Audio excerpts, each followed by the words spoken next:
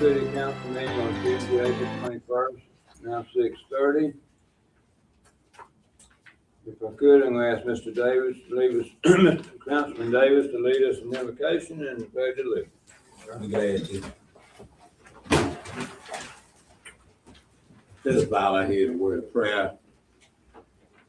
Let us pray in Jesus' name. Once more again, good God, you have allowed us to come together once again. For that, we give you the honor and we give you all the praise. Now, dear God, as we search our hearts, search our minds to do the right thing for the city, be with us. We ask you, dear God, to be with our mayor, Abraham family, that they're going through right now. So we may do for a night, but joy will come in the morning.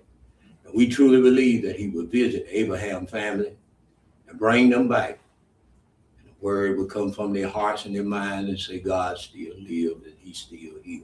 Be with us now in this meeting and give us good thoughts and a good mind.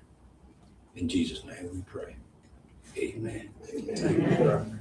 Pledge allegiance to the flag of the United States of America and to the republic for which it stands, one nation, under God, indivisible, with liberty and justice for all.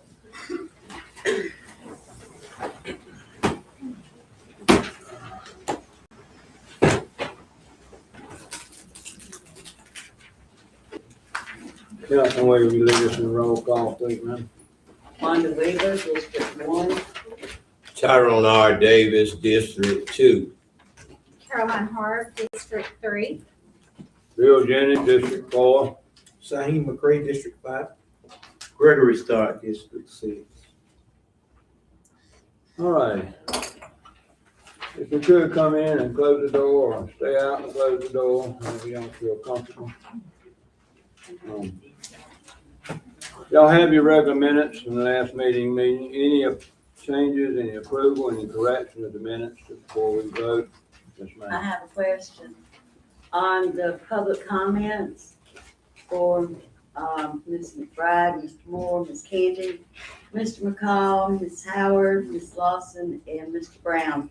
Have they been responded to on their concerns? I'm sorry, call those names out again. Shirley McBride, Dee Moore, Bess Canty, James McCall, Brandy Howard, Pearlie Lawson, and Rocky Brown. Mrs. Ward? Yes, they have. The ones that have concerns, they have been responded to. Good deal, thank you. You're welcome. Any other corrections Okay. or questions? Yeah, I would like for my comments to be put in its entirety under non-agenda items from council. I would like for that to be added. Okay. All right, that will be done, I'm sure. With one answer and one request for comments to be included, or can we ask for acceptance for the meeting with corrections? So move. Second. All in favor, raise your right hand. Very good, thank you. Ms. Ward, if you could update us on the request and presentation petition of employee anniversaries hired. Yes, sir. Good evening, Mayor and Council. We will begin tonight recognizing our employee anniversary for the month of April. We have Lieutenant Elaine German with the Police Department, 16 years. Michael Court, Public Works, 4 years. Walter Baker, Police Department, 3 years. Corey Burnett, Fire Department, 1 year. Charles Harley, Public Works, 1 year. Jeremy Jones, Public Works, 3 years. And Ms. Denise Miller, Planning and Zoning, 3 years. So we would like to say congratulations to these individuals, and we are happy to have them, and we continue to wish them the best in their service with the city of Bennettsville. Our new hires, Mr. Timothy Gibson was hired as a sanitation motor equipment operator in the Public Works Department. Mr. Marlon Witherspoon was hired as community center manager with the Tourism, Parks, and Recreation Department. Mr. Chase McDowell, Utility Plant Operator Trainee with the Wastewater Treatment Plant. And Mr. Spencer Sellers, Fire Marshal with our fire department. Well, we would like to say welcome aboard to these new employees, and we are happy to have you with the city, join the City of Bennettsville family. Our promotions for, this will be March, would be Miss Whitney English. Whitney was promoted to Administrative Assistant in the Police Department. So congratulations to Miss English. And that's all I have. Thank you, ma'am. Good job. 5, item C and item D, PDRTA, Northern Ocean Technical College will be with us. They will not be with us tonight. I'm sure we'll hear from them later. So we'll move on to public comments for agenda items only. Ms. Howard, please. Good afternoon. I hope all is well. I want to speak on PDRTA. About 7 weeks ago, PDRT had a survey that I could not attend, but I did call in to voice my concerns. PDRTA is talking about limiting bus schedules, especially on the Sherrod Connect, so that takes people from Bennettsville to Sherrod and vice versa.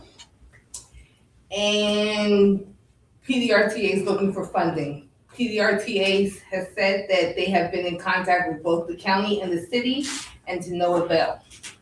People need the bus. They need to get around for work, school, to Northeastern Tech, doctor's appointments, and the hospital. We also, and for NETC, the college, this bus connects them between the Bennettsville campus, the Sherrod campus, the Chesterfield campus, and the Pageland campus. There's a connecting bus that takes them from Sherrod to Chesterfield to Pageland once you get to Sherrod. So I just wanted everyone to know, a lot of people ride the bus at different times because that is their only way of transportation, and we have limited stuff here. So people need to go elsewhere to get whatever they need. Thank you, and have a nice day. Thank you. Thank you. Very good report. Oh, and by the way, I'm a bus rider. Thank you.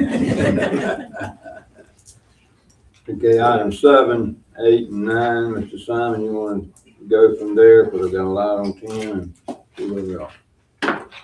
Yeah, we go straight to item 10, general business dispensed by motion. First item is a lease agreement with the building equipment company. That company is called PAC. As all of you know, we've been talking about bringing the building operation in-house. And we want to start doing that. We want to start getting set up in May with full operations starting in June. And so this is an agreement to lease the piece of equipment that we need to do that. And that agreement has been included in your package and is before you tonight for consideration. All right, very good. The equipment is certainly necessary, and appreciate you working on that hire, as well as appreciate the contractor that's covered us for. So the PDA Solutions, basically a lease vehicle. I'm looking at this right. Yes. Yes, that's We the, have it in the pipe packet. This vehicle will be used for, obviously, building area, planning and zoning areas that we need. It will be added to our, yes, so this is the building equipment. It's for, the Xerox copy. yeah. I'm sorry. Yeah, it's for, it's a high-end equipment for us to be able to create our bills in-house, seal them and sign them, and take them to the post office. Right now, we use a third party to do that, actually out of state. And sometimes that causes a delay for our bills to get to our citizens. My mistake, yeah, I do see that now, Tom, so, any discussion before we make a motion? I'm just happy that we're doing it, so hopefully this can slow down the complaints of people receiving their bills late. Amen. What will be the process in-house? I'm assuming we'll be utilizing current staff on that. Yes, when you look at the breakdown and operation with the equipment that we're looking at, it's really simple. Quite honestly, I'm not sure why we haven't done this a long time ago. You're talking 2 staff members and a few hours of work, as opposed to our old process where we would create a bill, send it to a third party. They would do their imaging, send it back for an okay, and then we send an email back saying okay, and then they generate the physical bills, and then those physical bills are mailed from various locations. So now not only do we get to control when those, now the only step in the process is once we create it at City Hall, the trip from City Hall to the post office. Mr. Jennings. Yes, sir. Question I want to ask, what kind of saving would this be for the city? Yeah, it saves us about $1,100 a month. Now, that's not a huge savings, but what we're after here is the control, for the quality control of getting bills to citizens on time and being able to put information on the bills as we see fit. So if there's some additional information or other advertisements that we want to attach to the bill or include physically on the bill, we're able to do that now with our software. With our current vendor now, whenever we want to include any additional information, it's an additional cost. So simply adding, I don't know, a couple of lines of information to tell citizens about an event coming up is a cost to us. Yes. Where now we'll be able to control all that in-house. Well, that's something that we was talking about a long time ago, how we would get information out to a lot of people that wouldn't know Facebook and different things of that nature. Now we'll be able to come into the light bill, so here it is. So that's gonna help us out a whole lot. Appreciate that. I have a question. On the online billing for utility bills, has that program changed? Before, you could go in and see your previous months, and now you can't. I'll look into it. I know yes, we upgraded to a new enterprise version a few months back, and then recently, a few weeks ago, they did a refresh of the system. And so sometimes when you do that refresh, it clears out some of the history, but we'll work with the vendor, see if we can go back in and put that in where citizens can see their history. Okay, thank you. I'm good. Okay. Without any further discussion, are we have a motion to accept the lease agreements with the payment listed $277.89 for each amount of payment for the equipment to bring the utility billing in-house? So move. Say, Got a motion and a second, no further discussion, all in favor? Thank you. All right. Mr. Tom, if you could lead us forward. All right. Next item is our arbitrage rebate consulting services. And I tried my best to put this, to explain this in the memo. And I'll just read it for our citizens and let me know if you have any questions. You know, we have a tax exempt bond that was issued in 2022. It is governed by IRS rules on arbitrage. It's earning more on invested proceeds than the bond interest rate. The IRS requires periodic arbitrage calculations every 5 years and a final rebate calculation at bond maturity.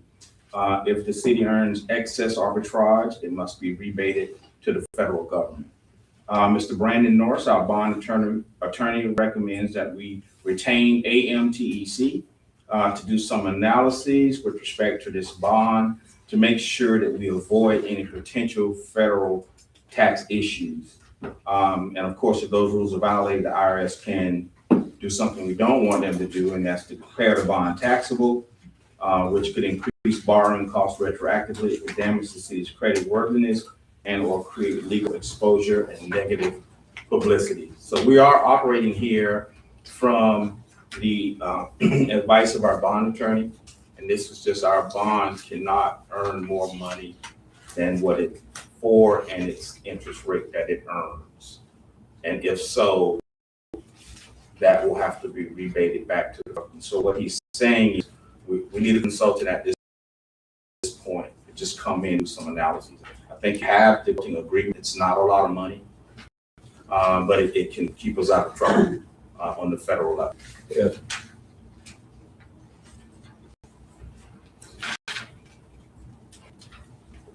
Any further questions?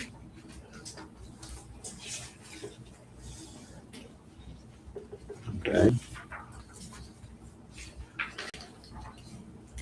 A motion on the floor to accept this agreement with the arbitrage rebate compensation agreement for the work of our consultant to obviously keep this money in Bennettsville.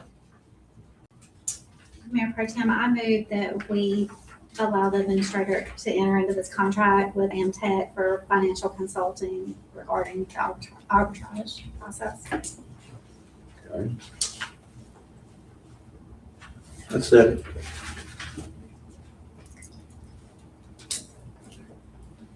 Very good. Any, no further discussion and call for a vote?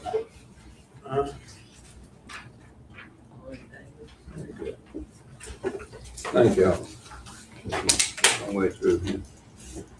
Okay, now, on the opposite side of the reason, you want Mr. Simon to contract the cancellation of water and wastewater consulting services, please. Sure, Mayor and City Council members. The next item is, if you can recall back, we consulted with Stevens Pumping LLC for consultation for our water treatment plant and wastewater treatment plant. And that was done back in July 2025. And that was pending us doing a couple things, hiring for the position and just being in a position where we no longer needed that person. So we did hire for the position. And I will say we were a little worried about a month ago because unexpectedly we had two key retirements to happen, one in our wastewater and one in our water, the two guys at the top of those two different departments. So we did lean on the consultant here to help us out on a temporary basis. But the dust has since then settled, and we find someone who is going to help us out on a part-time basis that has the credentials to at least sign off on our paperwork so that we stay compliant with the state. And then we have advertised for all other positions to be filled. I will tell you this, we've talked about this for over a year, is we're looking at the structure of our water and wastewater departments to see how we can better work together. For some reason, those departments were really broken up into several different smaller departments doing the same thing. And so we are aligning those more where they can help us out so that the number of people is not an issue, it's how they work that's going to help us be effective. So this is just tonight, if you approve this, this will allow us to send that 30-day notice to Stevens Pumping LLC for the cancellation of the contract.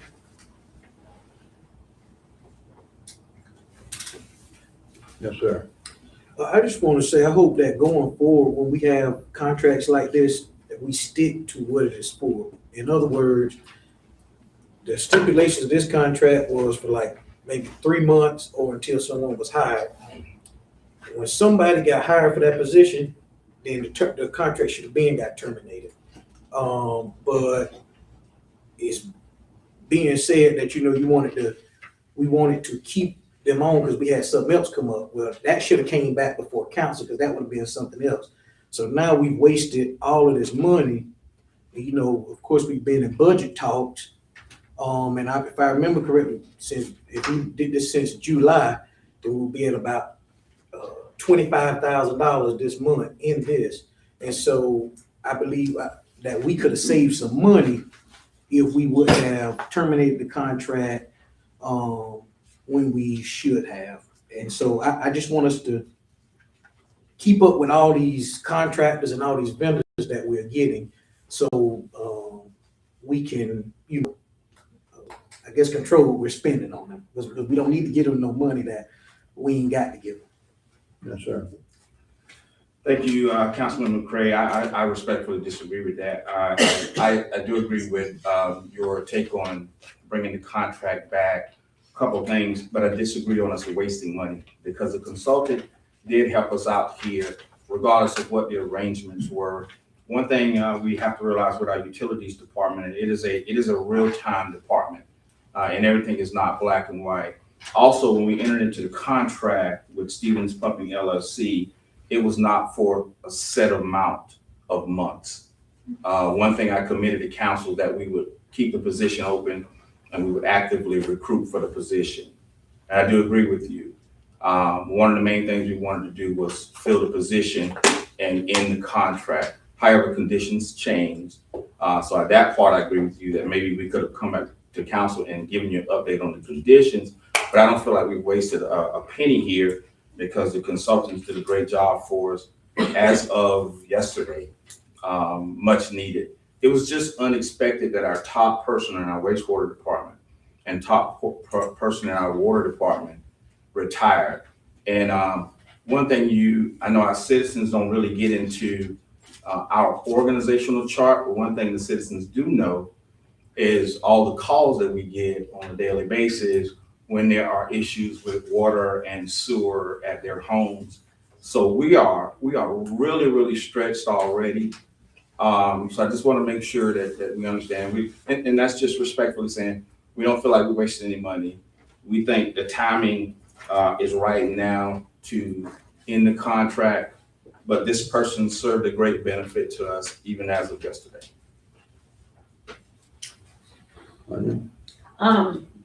I agree with Councilman McCray about the 3 months. When we talked about it, it was 3 months. But what my question is, so you're asking us to give you permission to send a 30-day notice for cancellation. So it'd be 30 days from tomorrow? Yeah, I just want to say for the record, I disagree with the cancellation. I think we still need this person, but I want to move forward with the will of council. So yes, the contract says, in order to exit the contract, we need to give the person a 30-day notice. So if tonight you vote on exiting the contract, and that gives me the authorization to do the 30-day notice. And then we'll just have to figure out what we're going to do from there as far as finding a person with a license that can help us comply with the state. Well, I'll say this. What I mean by wasting money is, the scope, I'm sure, of the work had changed. So I don't know if the scope was the same as what they had been previously contracted under, or if it was less. So that's why I said we wasted money on that. The scope actually increased. The scope of, well, we didn't know that because it didn't come back before council. No, you wouldn't know that because she was willing to work. The company was willing to do more than what the scope was for. The scope was only for the water treatment plant. And because we had 2 people to leave in those areas, we increased the scope, and that person was helping us out. Okay. Sorry to cut you off. The point is, it should have came back before council, so we could have been aware. And I guess my other question is, when we enter into these agreements, I don't necessarily know if we have to, I guess it doesn't have to come back before it's terminated with the way that it's written in the contract. So I guess we need to kind of stay ahead of that. And I got the contract right here from last year, but I don't see where it necessarily says it has to come back before council. So that's my other point. I think it could have, possibly been terminated much earlier, or the process could have went ahead and started too. But that's all I got. I have a question. Part-time, obviously working out well now. You think this part-time is gonna be around long enough to get someone hired? We don't know. we have a real issue with all of our utilities. That's not anything new. We have a aging population in our utilities, and it's been like that for several years, and it's getting to the point now where people are contemplating retiring and things of that sort. So we are leaning on some part-time help in the utilities department, particularly in your wastewater area. You must hold certain credentials in wastewater and water treatment, and it takes a while to get those credentials sometimes, and so we find ourselves having to sort of consult or find people on a part-time basis who are already helping other water companies that can provide that service to us. So, we're doing some restructure now. We have some positions that are open. We are towing the line. I don't want our citizens to think that we're behind or anything, but the demand is up. We're out there changing water meters. We're doing a lot of road infrastructure projects. And so the work for that group is up. Our water department works around the clock. And I'll just tell you this, they do such a great job. And I'll tell you this to the point where I recently had to just kind of hold lunch and talk to that entire group because they are stressed. And they express that to me. They said, we are stressed, we are working, we are on call all the time. All of us are working. And so we're trying to do more along those lines. And regarding contracts, and if they come back before council, I think it's appropriate that if we bring a contract for council to enter into, that if we decide to exit that contract, that it comes back before council. I will tell you this, one thing we are doing internally, and then I'll come off of this, that we are putting together policies around contracts and when they should come to council and when they shouldn't. So thank you for that, Councilman McCray, because if I can recall, looking at the records, my predecessor actually did not bring a lot of contracts before all these. And consulting with the municipal association and some others, some contracts are deemed more routine and part of operations, but they really recommend larger contracts, multi-year contracts that could be complex in nature or impact the community significantly, that we bring those before council. So right now, it's not black and white. So I appreciate everyone's cooperation as we kind of feel our way through it. Oh, I got one more question. Since we were talking about contracts, you know how we did with CC and I, like, are we gonna come back? Is that gonna come back before it's like on a, I guess, yearly basis or however? Or how are we go? What is the plan for that? Because I know we have a position open, so I don't know how often we plan on, like, is that gonna be like evaluated on a yearly basis? Because, we're going to the budget year, we still don't have, that, we're going to a new budget. We don't have that position filled. So, I mean, how often, what are we gonna do about this CC and, about the service that we contract for the building official? Yeah, so administration evaluates all of its contracts on an annual basis against operations. For this particular one, that position is still vacant. The plan is to hire for that position and then not need that company. But until we fill that position, in order to stay compliant with the state, we need the services of the company. I have one more comment. Certainly agree with Mr. Cray saying all along, but part-time and ending a contract without someone hired sounds pretty concerning to me. I mean, are we covered? You confident we're gonna stay covered? Because, I mean, No. do we wait to finish the contract, say 30 more days and bring it up again next month? One thing we can do is, depending on what all of you want to do, we could leave the contract in place, and then if you want a solid evaluation in another 3 months on where we are, we can do it that way. Then that allows us to continue in the contract and stay compliant, and you guys, all of you, will be informed on regular basis, we can do that for this particular one, if that's what we want to do. Or you can just move forward with terminating the contract, and the administration will work with whatever hand that we're dealt on that. That's not a problem. Okay, let me ask this, because I think it was two different things. Now, what position is not filled? So I thought you said about like, when we were talking about the building on CCNI contract, since we don't have nobody for that position. But I thought the position that this contract originally went in place for was filled. So we kind of talked about two different things. Y'all started in one department, then you went to another. In the department regarding water and wastewater, 3 critical positions that you don't have today. That's the one that I'm filling in, interim, the director of public utilities. You do not have a wastewater supervisor anymore, and you do not have a water distribution supervisor. And then you had someone who knew both of those fields last year who retired, and that's who we had on retainer that was helping us out on a consulting basis. So I'm just giving you some perspective so you'll know how many professionals we've lost to retirement in that field. Mayor Pro Tem? Yeah. And so both the wastewater supervisor and the water distribution supervisor require certifications. One of them do, and one does not. One requires a CDL, but the wastewater supervisor requires a license that would actually take a few years to get.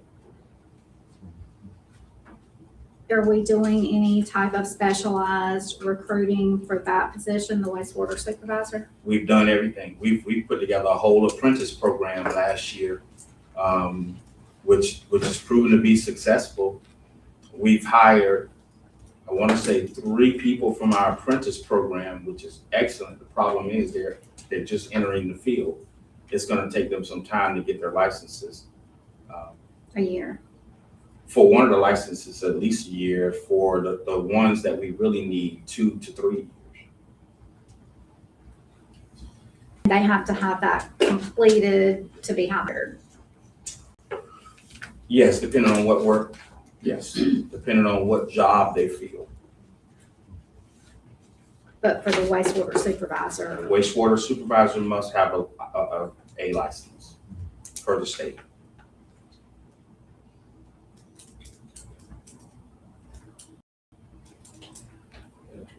And, sorry if I'm confusing it, but what position is the current part-time person really filling? Maybe I'm just kind of mixed up.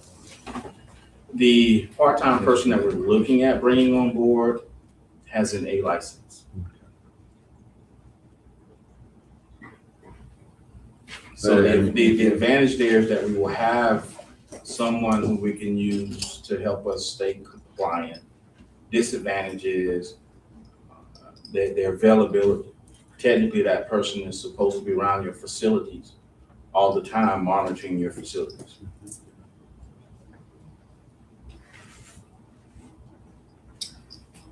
Okay. and the current person that we're contracted with, that we're talking about terminating, is this person covering both of these positions full-time? Consulting, not necessarily covering from an hours standpoint. They're consulting with us for both of those positions.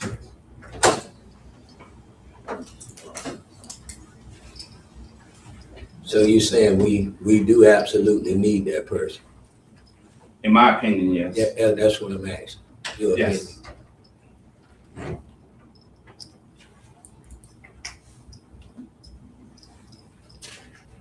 But they're not physically on site. They're not. Well, not regular work hours. Okay. There's certain things the other one can't do that he can do by coming in, right? I don't know if I understand the question. You were saying that you have to have an A license, right? And this guy that you've been having coming in part-time, he has all of that when they retire. Yes, the company that we're Yeah. consulting Okay, with okay, has okay. the. It sounds, excuse me, it sounds to me like we need to keep this consulting Right. until we get someone hired. That was my point. Yeah. That was my point. That's what we do. That's what I said earlier. Okay, very good.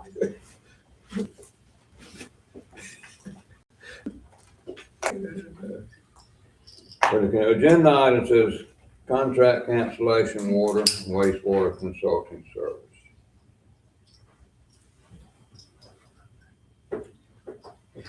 Any more discussion? If not, we'll call for a vote on that.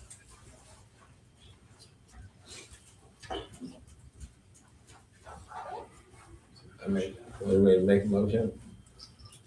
Let's just make sure we're all clear on it first, because I've gotten things confused, and confusing as it is. Are we trying to cancel a consulting service the administrator thinks we need to retain? That's where I am, is that?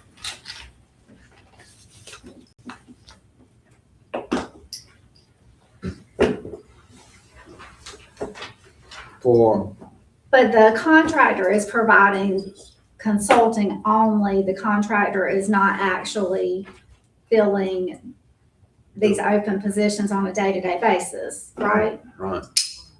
But we still have the positions open and we have regulations to follow. So basically, Yeah. they're just kind of lending us their license, so Right. we'll be legal. Is that? Well, let me say this person's not just a person that we don't see. And, we meet regularly with the person, we still have staff meetings. They still come on site whenever we meet with contractors and our engineers. That's how that person is performing the job.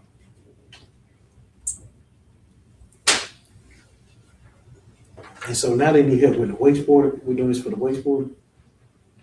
Yeah, so, with our recent retired, Yeah, Two yeah, because they're trying for the retirements. wastewater, right? yeah, it's tough. We need people with the credentials. So we're trying to hang on to everything we have for right now Right. and hire good people. The apprenticeship program is working. We get good people. They're younger, they're eager. It's gonna take them time to get the necessary license. Are any of them actually in the process of obtaining that licensure? Yes, but it won't be the license that we need that can oversee a plant. That's gonna take a couple of years. And I won't go into it, but there's an A, B, C, and D license. Each one of those licenses allows you to do certain things. But in order to oversee a wastewater treatment plant, you must have the A license, which comes with passing a test, taking a class, and maybe 3 to 4 years of experience, if I can recall. Councilman Cray? You want to call the question?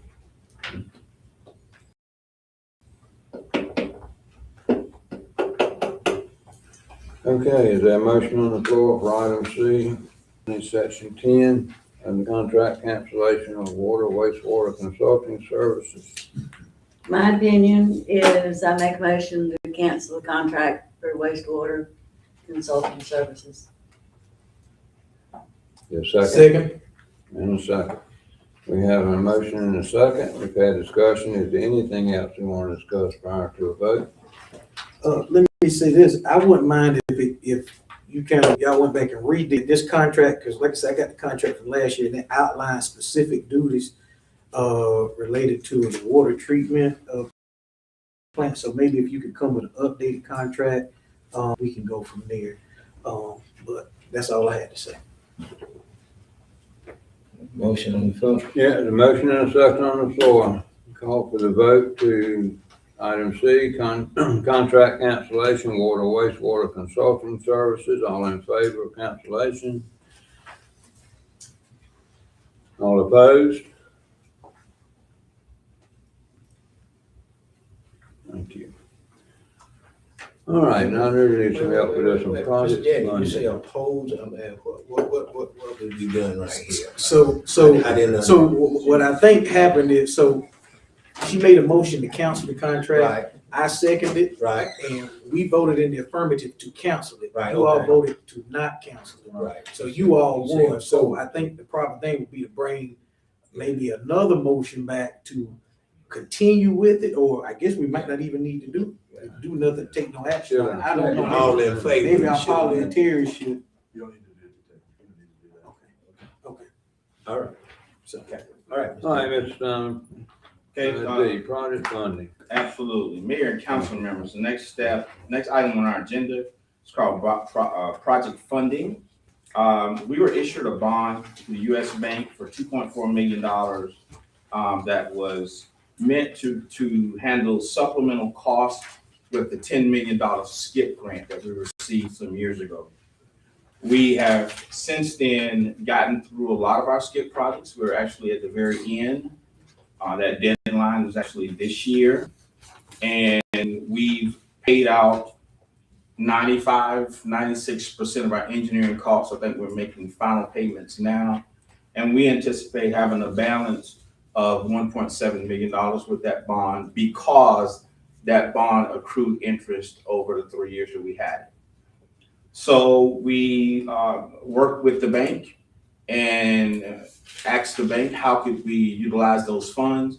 And the bank said, well, you can, or the bond issuer said, you can spend that money on any utility improvement that you want to. You cannot spend it outside of utility improvements, and you must spend it by the deadline of the SKIP grant. And so that's where the dilemma is these monies must be spent. However, the good thing about that is we have 4 shovel-ready projects, is what I would call, that are ready. Mhm. And for our public, I'll briefly describe what those projects are. For one project for $180,000 approximately, we could bring another one of our wells that's offline now back online. Why this is important? Well, as you know, our raw water intake from the lake has not been repaired yet. And so we are not drawing from the lake. So bringing another well online would absolutely help us and buy us more time until we secure funding to fix that raw water intake. That project is ready. Have a contractor ready to go on that. Second project is let me skip this one and go to the other 2 and come back to this one. The next one is the South Carolina Department of Repairs for the Charles Street Bridge, right in front of Dairy Dream, near Crooked Creek. As all of you know, they are going to be starting on that project soon. And next month, I'm going to be bringing some detailed updates to you as far as time frame. Well, we as a city are responsible for relocating our utilities in that right of way. That is an unexpected cost to us, but it's one that we must do in order for the project to move forward. So we've gotten some estimates for gas line relocation. It is $90,000. We have a contractor that's ready to go. And if you're asking about procurement, we don't have Mrs. Tasha Townsend here, but we're using sole source procurement for some of them, which means we don't have that many people doing that particular job. So we're able to move forward with that particular contractor. Third project is something similar. It is the dam repair for the Country Club Drive. As all of you know, and all the information that you've heard, that they are trying to get more money to fix the lake and repair the dam again. Well, we have another situation where we have utilities located within the dam that we are responsible for relocating. Again, that's another project we didn't budget for last year, and it is upon us, and it's a must do. And we too have this one ready. We're a little bit further along with the Charles Street Bridge, but this is a cost that we must have. Fourth and final project, we feel like this one is a big one for us. We feel like allocating $1.4 million to install all new electric meters for all residents would be huge for our community, particularly with all the conversation about utility bills lately and all the trust or non-trust from the community regarding their bills and controlling their bills. This is going to help with that situation. Now, we know that those bills were up just because utilities were up nationwide, but installing new electric meters does a couple things for us. It gives citizens more power to read more information regarding reading their bills.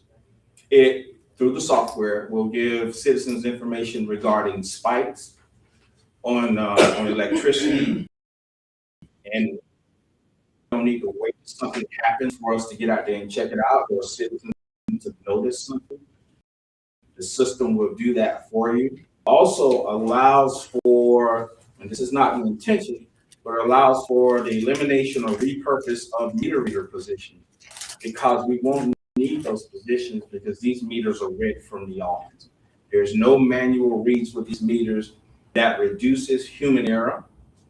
So we're super excited about that. And even cutting on and cutting off services can be done from the office. If someone is to be cut off for non-payment, it can be done from the office. There's no need for manual connection or disconnection. And again, the reason why we have this project shovel ready is because we're already using a company that are installing all new water meters as part of the SCIP grant throughout our entire city. So we're excited about that we're gonna have all new water meters that can be read from the system, and potentially could have all electric meters that could be read from the system. And we have a contractor that, while we're doing this other project, is ready to go with ordering and installing these meters. And those are the 4 projects that are for you for consideration. Just asking permission from council that will allow us to move forward with those 4 projects with the proceeds, the remaining proceeds from the bond. I got a question. Okay, Councilman Craig. What about the meter reads? How long will this project take? What's the proposed timeline? The electric install will take 3 to 4 months. Okay. And we'll kind of keep about a few meter readers still, right? We hadn't gotten that far to decide on what we're gonna do with personnel. Because I was wondering, because we was in the budget talks and we were talking about cutting those 2 positions. So I mean, will we be able to kind of look at in that area and cut maybe 2 from there to kind of save us from that shortfall, right? No, you wouldn't want to do that now, because you're going to a new system, new meters. You're still going to need the services of new meter readers. We just don't know how much. In my opinion, there are too many unknowns right now before you cut those positions. Keep in mind, those meter readers are where the rubber hits the road when it comes to working with our citizens when there's an issue at their home. And so we definitely don't want to be in a position where we don't have that person to be able to respond to an issue. Councilman Scott.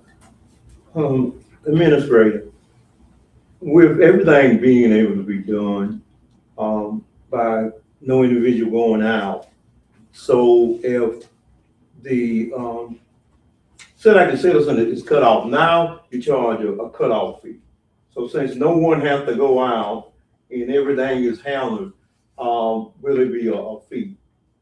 It will be a fee, but it will be reduced, because now you won't have to go out, have all that manpower to cover that. And maybe year 2 or 3, when we see how the system works, we can eliminate that fee. But yes, that fee is primarily because someone has to go out there and connect those services again, which you won't need that with the new meters. Very good. Which is not the most pleasant job in town either. No, that's not. Or the safest, or is that? Very good. Well, 4 great ideas. I mean, I think it's a very positive note that the money is available and needs to be used. I think we have 4 very good things to look at pursuing. I do have a question. You said something about the timeline. How close are we to the deadline of this? So November, end of November is the deadline for SCIP. And of course, ARPA is the end of December. Yeah, right. So we got 2 things we need to be moving on Yes. throughout the summer and get this done by Labor Day. So. Yes. Again, these are shovel-ready projects. If you vote on this tonight, we will be contacting these people tomorrow to get started. Do the projects need to be completed by November? fully completed? Yes, they need to be completed. Well, the money's spent anyway. Huh. It's very great. I mean, it's wonderful that this is available to us, and all things, and my thoughts are very worthwhile to use it on, and it is in utilities, so we're doing the right thing there. Okay. Is there a motion on the floor to accept Mr. Simon's recommendations to use the SCIP grant money that has become available due to interest earned without sending it back to our federal government on the 4 projects that he described? Second. All right, a motion and a second. Any further discussion? All right, all in favor? Raise your right hand. All right, thank you, Mr. Simon, for pursuing that and others. I know you did that alone, because that's very positive comments.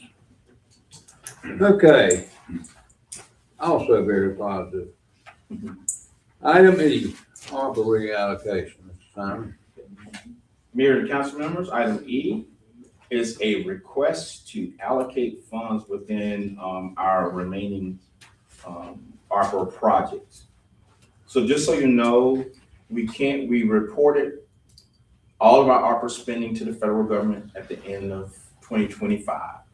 That means we allocated every penny to our projects. Now, the only changes we are able to make is we can't take any projects off the table, we can't add any new projects, but we can adjust funding among the projects. Right. We do have to do a final round of reporting to the federal government at the end of this month, just showing that we're staying on track with our allocations from December 2025, and we're on track to doing that. So what we are proposing tonight is there was one project called our pole changeout project. We had allocated $100,000 for pole changeouts. The only issue we have with actually getting that project done is it wasn't enough money to hire a consultant to come in and change out poles for us. At the same time, it was too ambitious of a project for us internally to do ourselves in a 2-year period. So what we have an opportunity to do here is leave $20,000 in that project to purchase approximately 50 poles, which is good for us because we keep on average 15 to 20 on site. But this will allow us to really stock up with that $20,000, and then we're proposing to move $60,000 over to finish the tennis court projects. As some of you may not be aware, as part of our community center renovation and grounds, we are also renovating our tennis courts. We will, if everything goes well, have 6 brand new tennis courts that are official regarding its dimensions and colors and all of that stuff. So it can be used for our community. It can be used by any of our schools. We're hoping it's going to be an economic boost and ask schools and surrounding schools to hold tournaments here. There's not a lot of places where they have 6 courts with this sort of parking and this sort of lighting in the vicinity. So for us to do this is going to be really big for our city. Second thing is we're asking to take $20,000 out of that same pot of money and put to McLeod Street Park. So with the ARPA projects, we've already allocated some money to McLeod Street Park, but we need more money to finish out the renovations like we want to. In that park, we plan to resurface the basketball courts. We would like to do a new walking surface, pressure run or some other material around the court. And in the rear where they had old tennis courts and there's cement and infrastructure back there, we want to get all of that upgraded out, put down sod, put a new fence around that park, put new cameras and new lighting out there, and really, really do something for our community and take care of that park. It's going to make that park look vibrant and different. And we're so proud to do that project. So those 2 allocations are before you tonight for consideration. If you move forward and allow administration to do that, then we'll talk about the next item.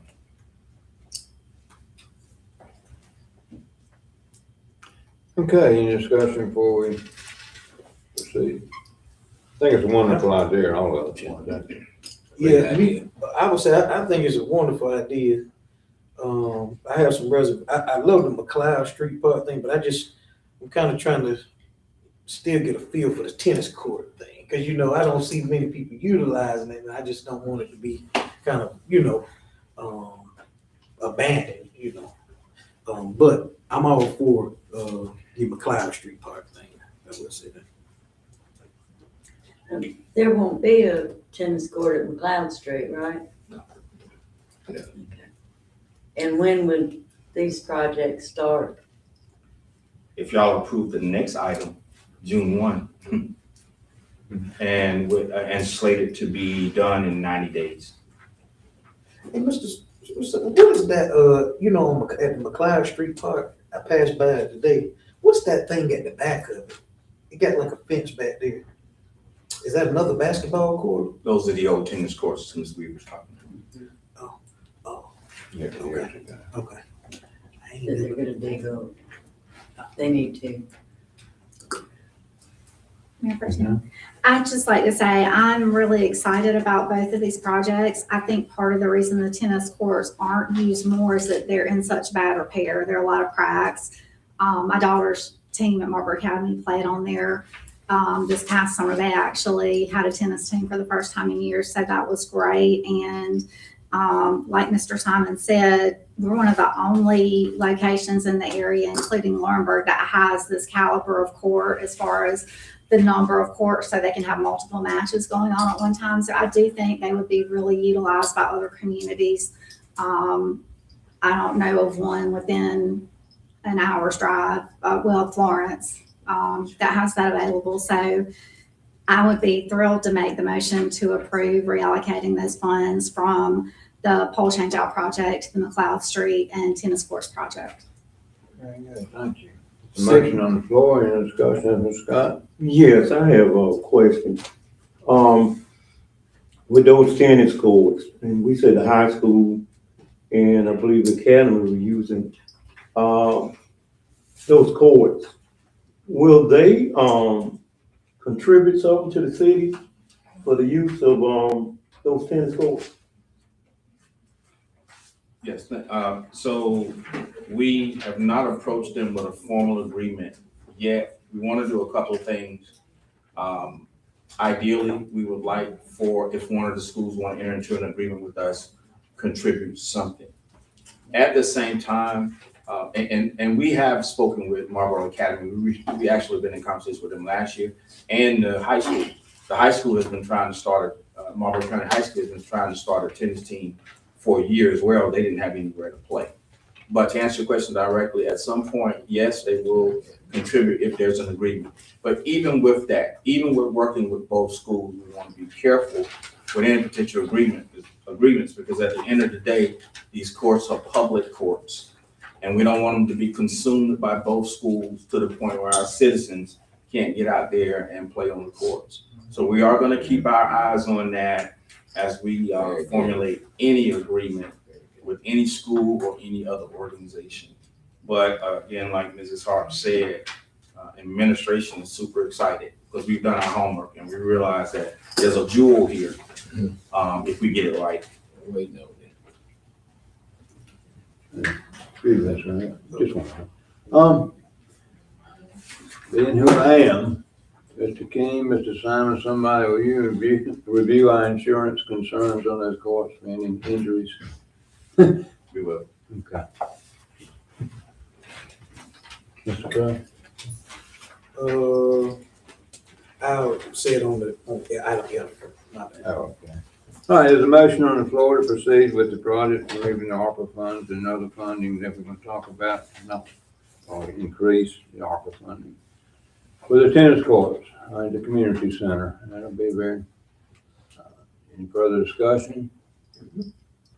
Okay, call for the vote. All in favor of this, say aye. Aye. All right, thank I you. second. Very good. Now, And I say, the one y'all so anxious to get to, tell us about the DJJ memorandum of agreement. hold on, we still got to do item F, right? Oh, the- So, okay, my fault. Yeah, I was thinking we included it. Mayor, Councilmember, F is just simply the contract to move forward with the tennis courts.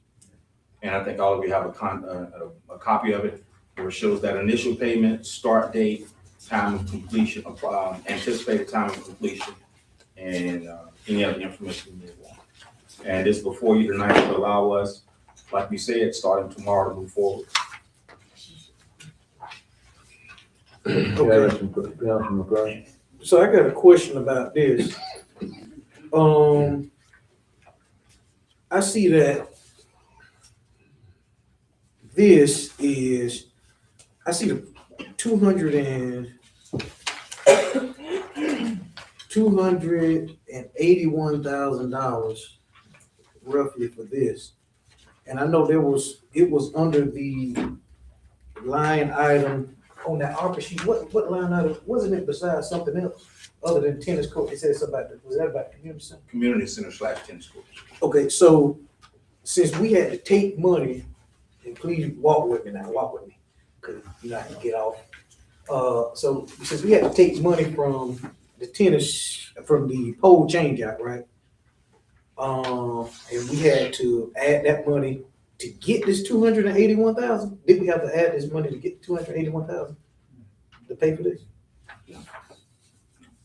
Okay, so what about the renovations at the like the other renovations at the community center? Will this $281,000 take away from that? Because I see it was It won't. So total money, and I don't have those funds in front of me.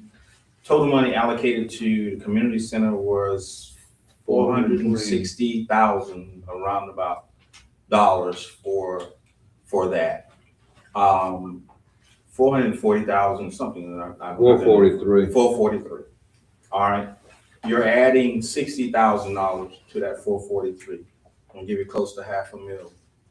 Out of that $500,000, 281,000 will come from that $500,000, and then those remaining funds, we made sure we looked at the budget will be enough to do the projects that we want to do internal to the community center. Main things being new floor, new paint job, new fixtures, and new audio visual. Now let me ask you this. Now we talked about this tennis court and all that good stuff like that. And I remember you said something about like cameras and stuff like that. Is that coming out of this $281,000? No, we already have a camera system citywide. We're just gonna add a few more cameras for security here. Okay. Head up. Any more discussion? Mr. Sumner, I don't have a copy of that contract in my packet. Could you put one in my box? Please.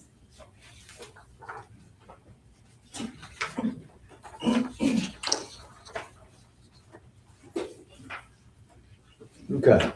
Any further discussion? All right, got a motion? So moved. Councilman Davis, and a second. All in favor of the tennis court construction contract? That's your right hand. All opposed? And I would like to explain my dissent. I just voted no because I think that I'm not good with the price. I kind of think that, there's some other things that we could be doing with that.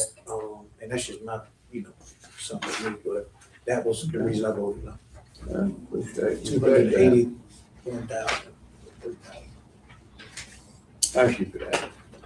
Okay, Mr. Simon, got ahead of myself. Item G, DJJ memorandum of agreement with juvenile detention. No problem, Mayor, council members. Final item tonight is a memorandum of agreement that we sign on an annual basis with DJJ. That package, it's in there. It's in the contract itself or agreement is in your package. Just let me know if you have any questions. Yeah, I just got a question, because I got it in my packet, and I'm just wondering, like, why do we have to, take action on it?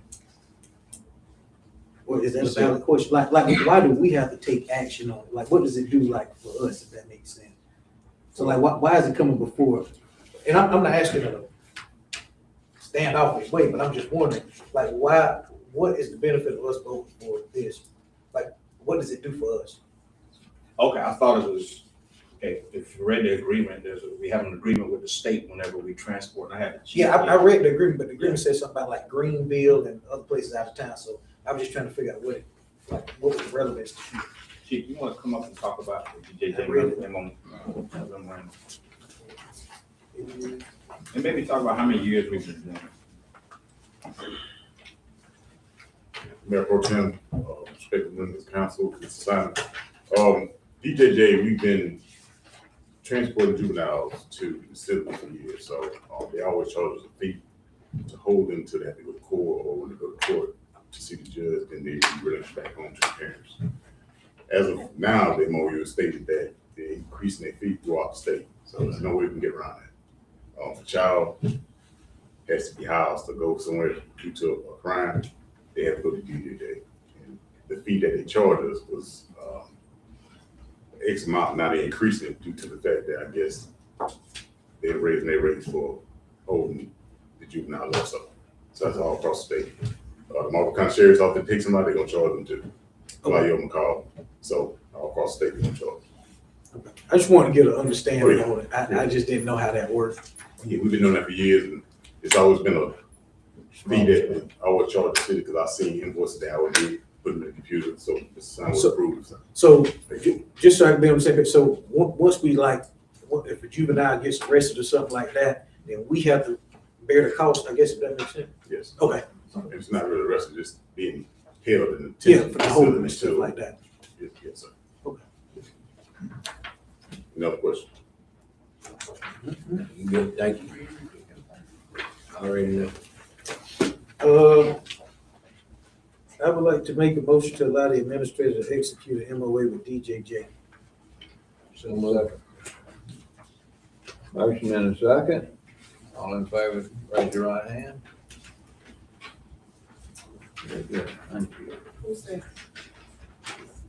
I think Councilman Davis, maybe? I did. I No, said. I moved it. He said, I said. I made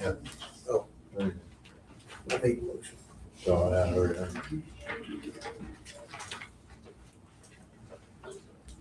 Okay, so we're ready to move on to the public comments, the non-agenda items. Very good. Ms. Beth?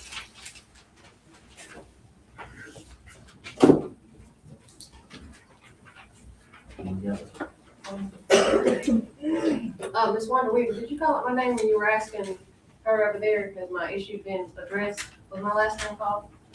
No. Okay, if it was, my issue has not been addressed yet. I haven't received my letter, which, people were claiming, so that, not to sound crass, but that makes y'all liars. I don't know if I'm supposed to get one from the mayor, collectively from everybody, the city administrator, each individual. But no, I haven't received the letter that I'm supposed to receive for the years I've been here.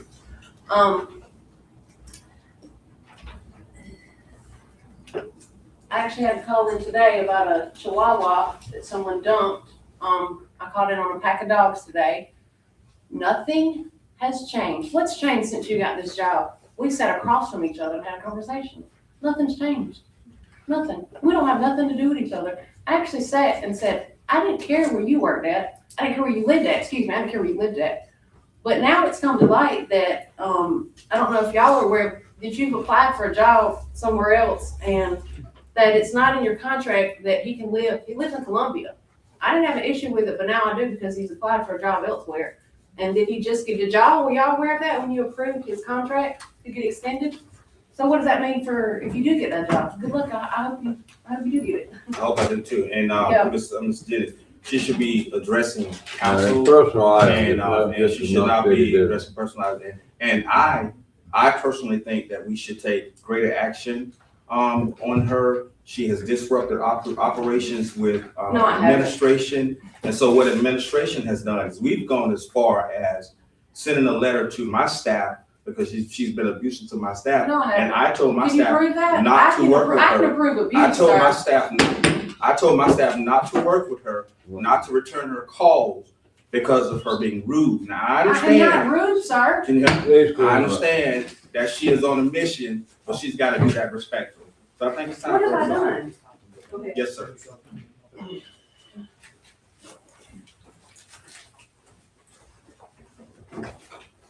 Good luck. Okay, Mr. Joshua Grooms. Good evening.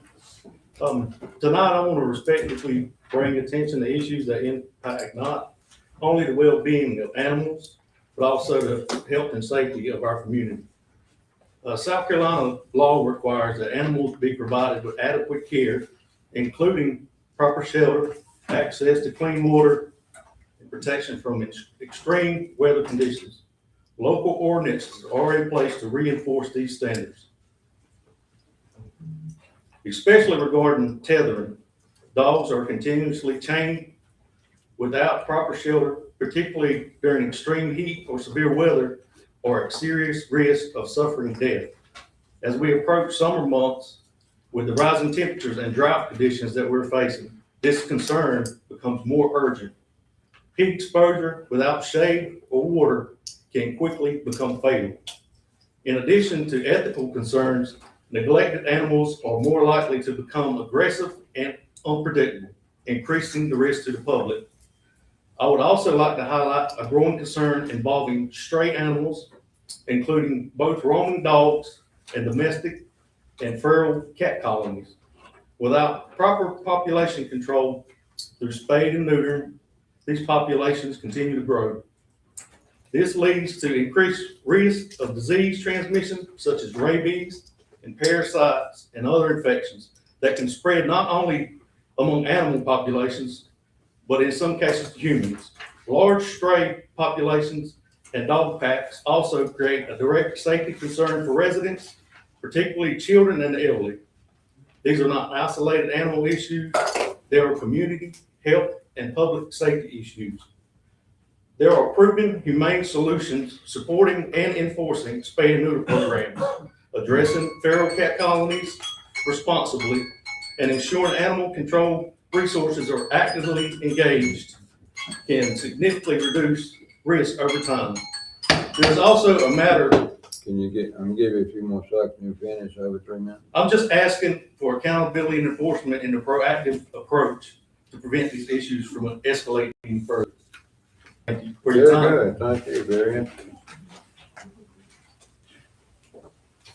Okay, and last on my list, Mr. Moore.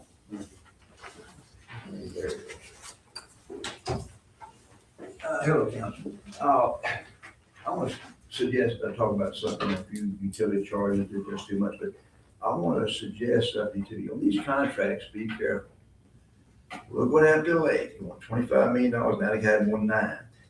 I'm concerned about all about meter readers, electrical meters at one time. How much excess of cost would it cost? You've got $2 million reserves, right, Mr. Zine, right? The city had about $2 million reserves. That's about right. It was. 25 years ago, it used to be 25, I think 12 million. But be careful in these projects. I'm just concerned. The rates, somehow you've got to get together and get utility rates, middle rates down. They've got to come down.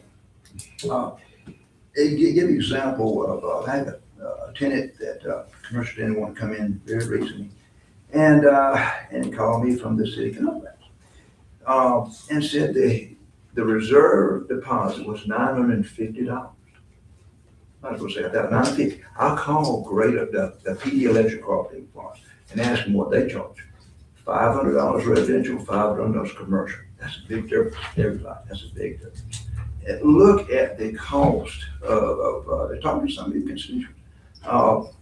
If a water meter's off, there's a minimum charge of commercial about $28.75. Somehow the software of your computers throws, if it's 2 water meters, it will throw $41 up and then $28.75 up. Something's wrong with software. Check out your software. But the charges when no water's been used and no sewer's been used, to me sounds excessive. And that's residential and commercial. Take a look at it. It adds up. please take an executive session, take it up and see if you can solve these problems. Please. Thank you. Thank you, sir.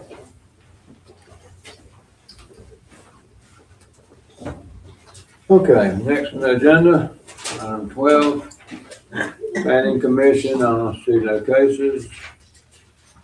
No cases. Architecture review, tree committee, no cases, and board of zoning appeals, no cases. Item 13, council committees, we do have some reports. My financial committee is just basically an ongoing budget that's going very well. Looks very positive. I think the mood is changing to a more positive financial outlook, and we will hopefully finish that budget work session this week and second reading next week before May the 1st, when our fiscal year is over with. Public Service Committee, Councilperson Weaver. That's, You changed, okay. yeah, I'm actually the chairperson of that committee. Wanda and I did meet, the mayor was not able to attend. Our primary discussion at that time was centered around animal control. Our recommendation is to move our animal control officer back under the police department. We discussed that with Chief Crosland, and he indicated that he was in favor of that. We feel that there will be better opportunities for training as well as enhancing the equipment that is needed to do that job properly. And there needs to be no change to the ordinance in order to do that. That's already accounted for in our ordinance. We're also working with setting up a meeting with the Humane Society to address some of the other issues surrounding animal control, such as the lack of space in the current building, as well as the need to put in place pet registration, which is also actually already covered in our ordinance, as well as issues around spay and neuter. We all know that that's a big part of this conversation. Another concern that we've heard a lot about and that Wanda and I discussed was the need to look at what we can do better to promote economic growth in our city and to possibly enhance business incentives. We'd like to look at better utilizing the ones we have in place and also looking at enhancing those. I think it's probably been a while since the current ones were put in place, and of course, economic times change, and we'd like to just look at reassessing that with the help of the council and Mr. Simon and his staff. Very good. I've been busy. Councilman McCray, you have a public safety committee report? Y'all Yes. together? So I gave y'all all this. This is minutes. Well, but we had a great public safety committee meeting, in my opinion. We met on virtual platform, so it was a learning experience for everybody, but we got it done. But we just talked about some things. I think every time the committee gets together, we talk about we have some great dialogue. Let me say that. We have real good dialogue. And while I'm here, I want to go ahead and congratulate Chief Bergs for being accepted into the South Carolina Firefighters Association Leadership Institute, which is a year-long institute.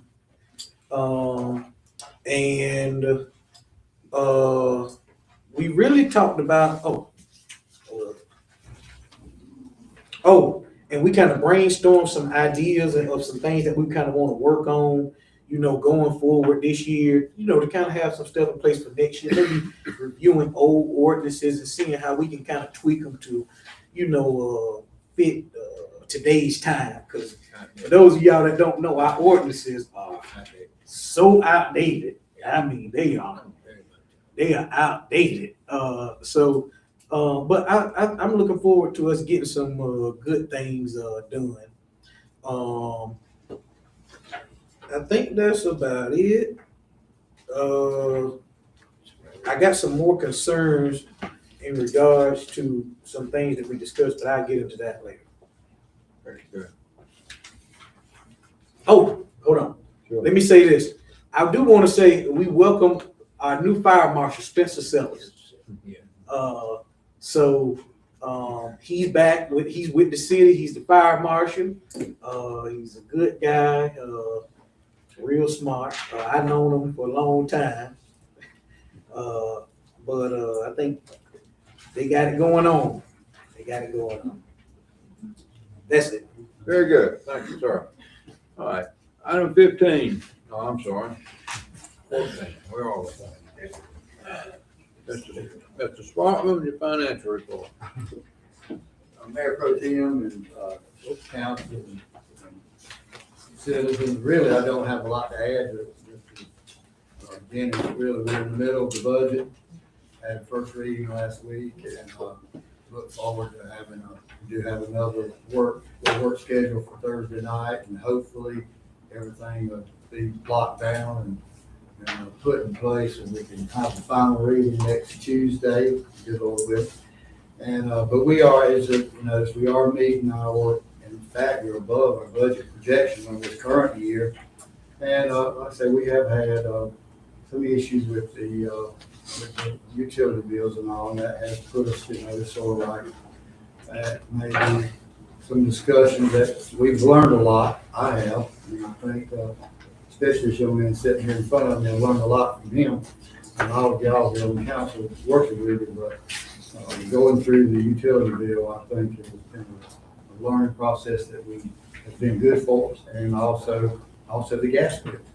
And but we also y'all can look on the bills. Our bills from our providers were down substantially, so we hope that can be passed on. So now it runs behind a little bit. We're always in the hole a month, but we're hoping that can continue. And like I say, y'all, again, on the little forums that we had, I hope that y'all had some positive from that. And one thing I'm trying to stress, and some of the guys are sitting here, be careful on the usage, be proactive, and that's because that's what drives it. It's how much that kilowatts you use, and how much natural gas you use. And like I say, I know there's times you can't help it. You got to, we've had some say, well, I want to stay warm whenever it's cold.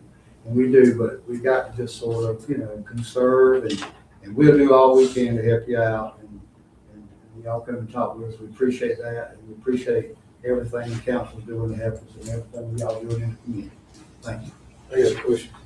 Well, and speaking of that, since you talk about the budget, I do want to say thank you to the administration for doing those surveys for the budget. Mr. Simon gave us a thick packet in those. I think what size paper that was? 11 by 7. 11 by 17. It had so many responses.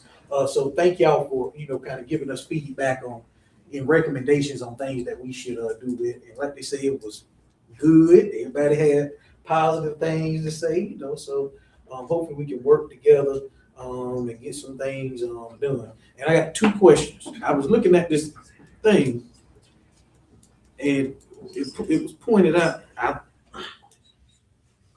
Right here where it says architectural plans. What? On the check thing, the check register. Oh, okay. So I'm just wondering, I'm really concerned with that price right there for that, for an architectural plan. What's the concern? For it to be, do they cost that much? Mm-hmm. And what all got done with that? So we can cover that. I don't know if the meeting cover that, because we would get filed and get you more details. Right. But when we hire for engineers and architects, we make sure that they are at the going rate, that they're not trying to gouge us or anything like that. But services, the cost of services are up in the professional field. And so they just did that to draw up plans for a building? Yeah, so when you're I'm just yes, when you're a licensed architect, that's what you do, and that's Your what own it costs. Yeah, look like we need to be some architects. Captain Craig, I'll share this. We had an engineering firm out of Lake City come to look at our church. They never drew any funds. All they did was look, they gave us verbal recommendations, $2,000. Good God, this 6,800 got me. And then one more question about the enterprise lease. I see that came out.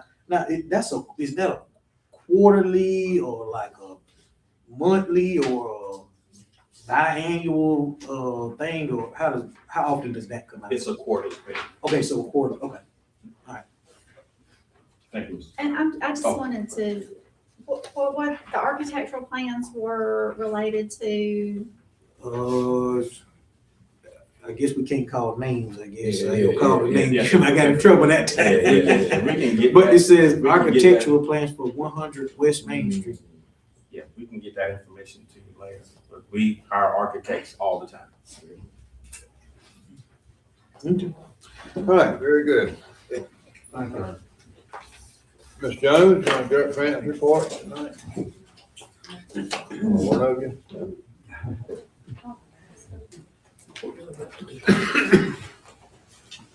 Good evening, Mayor Pro Tem, Council, City Administrator. Tonight I'll be giving our grants report. At this time, we are still currently managing over $16 million worth of grants. Some of those that you can see and some that you can't, like the water meter replacements. We are continuing to field those calls about roadways and construction of those water lines that are getting replaced. We are getting those back to our contractors. We connected with them today to get some things done and in motion to get a lot of those streets paved and a lot of things cleaned up. In addition to that, Lisa applied for $15 million worth of grants last month. Those grants cover 4 for water and wastewater treatment, 1 in planning and zoning, and 4 with the Bennettsville Police Department. We will be awaiting to hear if we receive those funds, and we'll give you guys the updates on that. The final grant that I'll talk about is our festival grant, because we have the Beeville Festival coming up in a couple of weeks. We had some promotion go up with some billboards. We will have rides, we will have petting zoos, we will have a lot of fun things and involvement from all of our community, some great musical acts. And this one is funded through the South Carolina Arts Commission. We do a lot of events where we don't recoup costs. So to be able to recoup the cost for hiring a band and putting up billboards and advertisement and other artists being able to do some work in downtown is really great. We have a district-wide student art contest. So the schools will be collecting the artwork from the students that participate, including Marlboro Academy. And those kids' artwork will be on display in the courthouse square. We also have some local artists that will be doing some cool things in downtown. So I encourage you all to participate. If you have churches or organizations that you're a part of and want to come and join in, please reach out to me so I can get you guys engaged. And we look forward to seeing you on May 16th in downtown.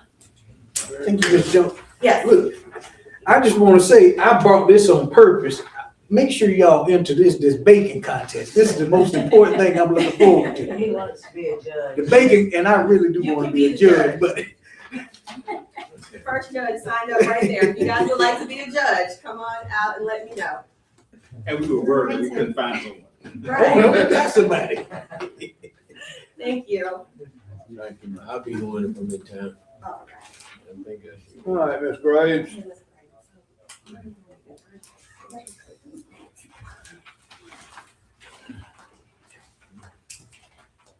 Good evening, everyone. So this past Saturday, we have our second Gospel on the Gulf event with our local gospel choirs. We had comedian, poet, we had praise team, praise dancers, and we want to thank everyone for coming out and enjoying our event. We want to thank the CPR department. We want to thank the police department. We want to thank our gospel committee, and we also want to thank everyone who attended. Our next event will be May 7th. The city will be honoring the National Day of Prayer at City Hall, and that will be from 5 to 6 p.m. And then stay tuned for the rest of our events for the rest of the year. Thank you. Thank you, Ms. Graves.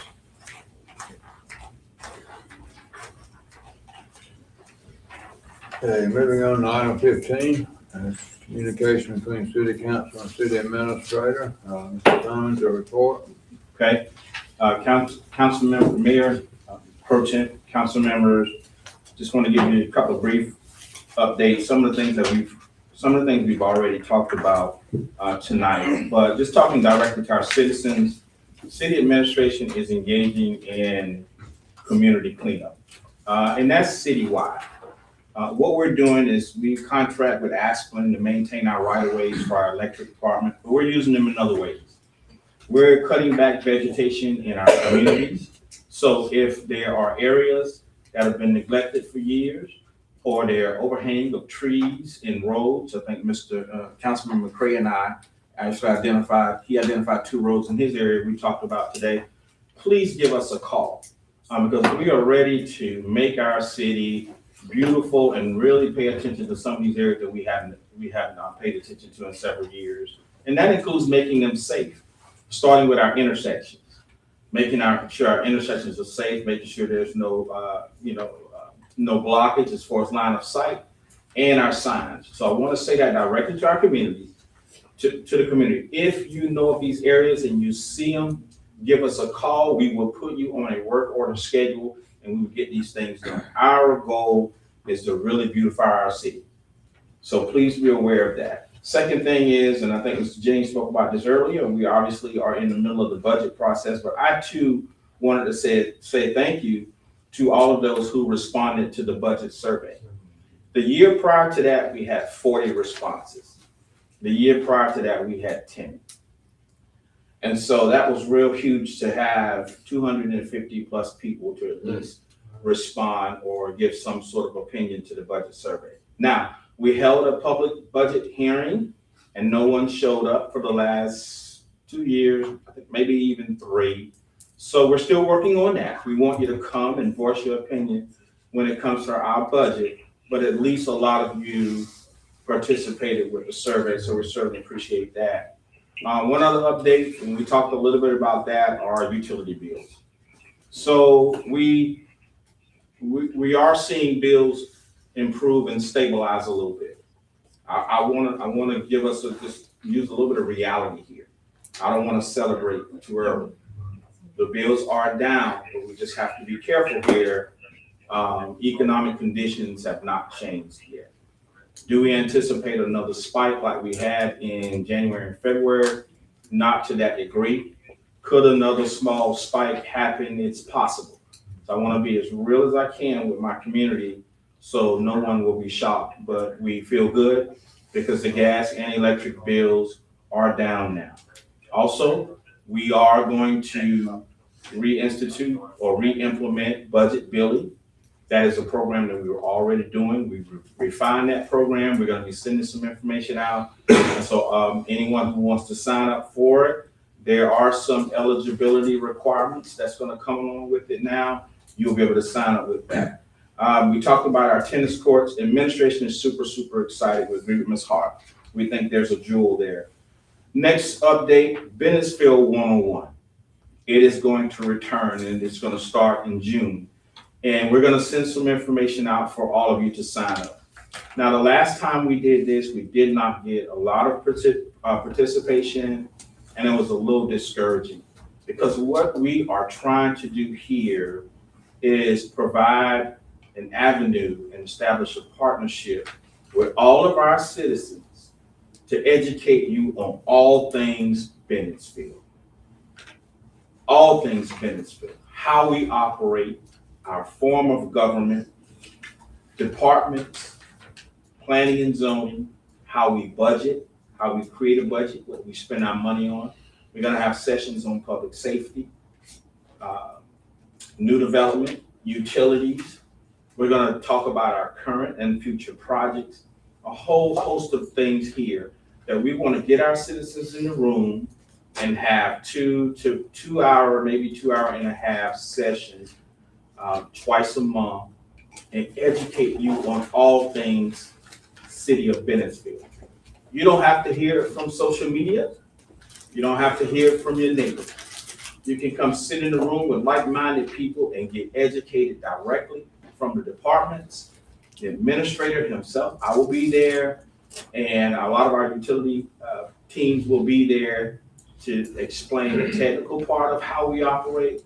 It is a golden opportunity, and we really encourage our citizens to take advantage of it. We're gonna be floating some information out that's gonna be real easy for you to sign up, and it's not gonna take a lot of your time.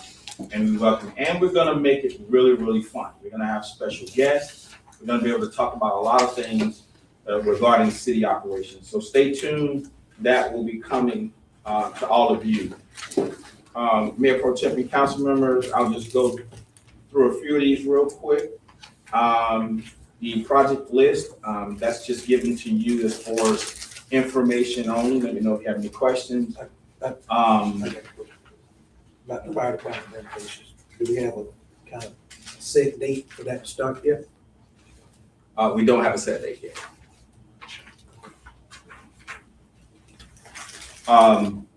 So the project list is there, and Councilman Craig, what we do have is some details we can give you as of today, but we just don't have a set date. We got details.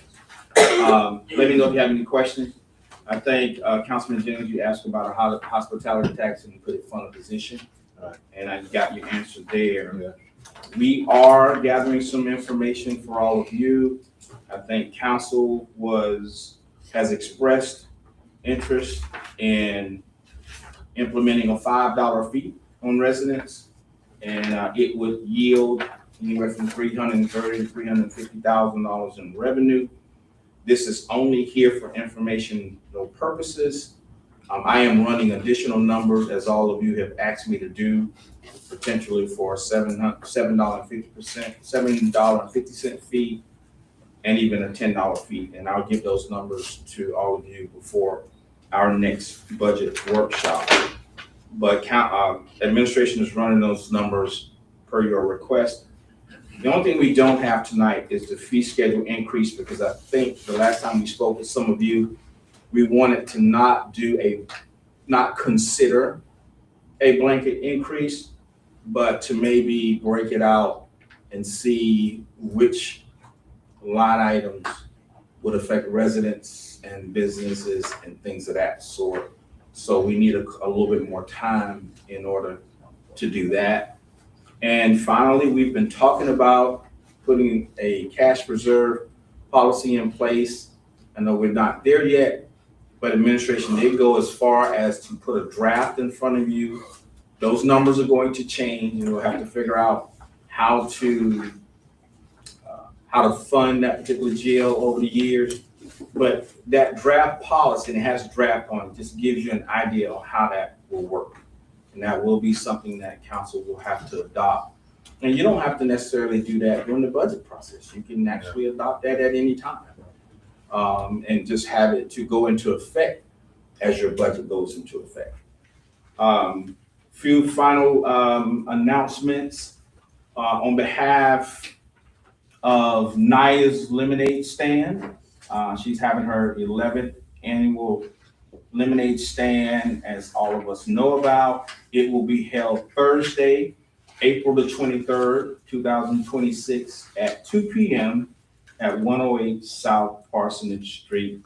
So we always support Naya, so we really look forward to everyone being there. Again, that's Thursday, April 23rd at 2 p.m.